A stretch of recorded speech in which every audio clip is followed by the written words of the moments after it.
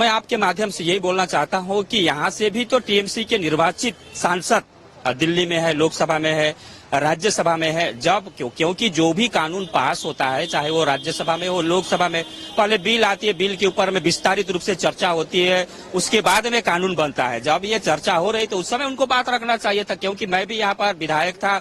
जो भी कानून बनता था, कोई भी बिल पास होता है तो विस्तारित रूप से चर्चा होने के बाद में वो पास होता है। फिर जैसे कि विधानसभा में कोई कानून, कोई बिल चर्चा होता है तो फिर वो पास होने के लिए सिग्नेचर के लिए राज्यपाल के पास जाता है। जब वहां से साइन हो जाता है फिर वो कानून का रूप लेता है। उसी प्रकार से राज्यसभा लोकसभा में विस्तारित चर्चा होती है। चर्चा हो जाने के बाद में राष्ट्रपति महोदय या राष्ट्रपति जो होते हैं उनके पास जाता है, फिर सही होने के बाद में कानून का आकार रूप लेता है। तो उस समय कहाँ थे? तो उस समय उनको बात रखना चाहिए था, तो वो बात नहीं रखते हैं। और अभी यहाँ पर 7 सदस्यीय कमेटी बनाकर ममता बनर्जी क्या प्रमाण करना चाहती है कि हम जो पश्चिम बंगाल में भारतवर्ष से अलग है। जिस प्रकार से मैं आपको बताना चाहता हूँ कि 370 धारा जब लागू था कश्मीर में, पार्लियामेंट में जो कानून पास होता था, जो होता था, वो कश्मीर में लागू नहीं होता था।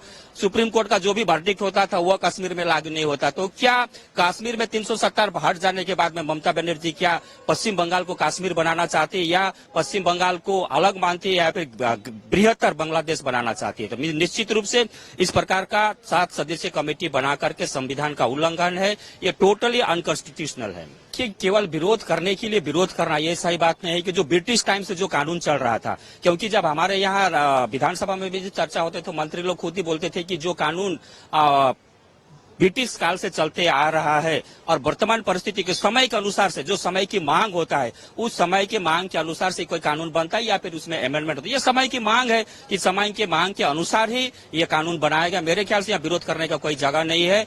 ये सर्वसम्मति से लोकसभा और राज्यसभा में पास हो चुका है। अब मेरे ख्याल से इसके अनुसार ही का ये FIR भी लॉन्च हो चुका है। तो सबको इसमें समर्थन तो मिला, इसलिए पास हुआ। समर्थन नहीं मिलने से पास नहीं होता।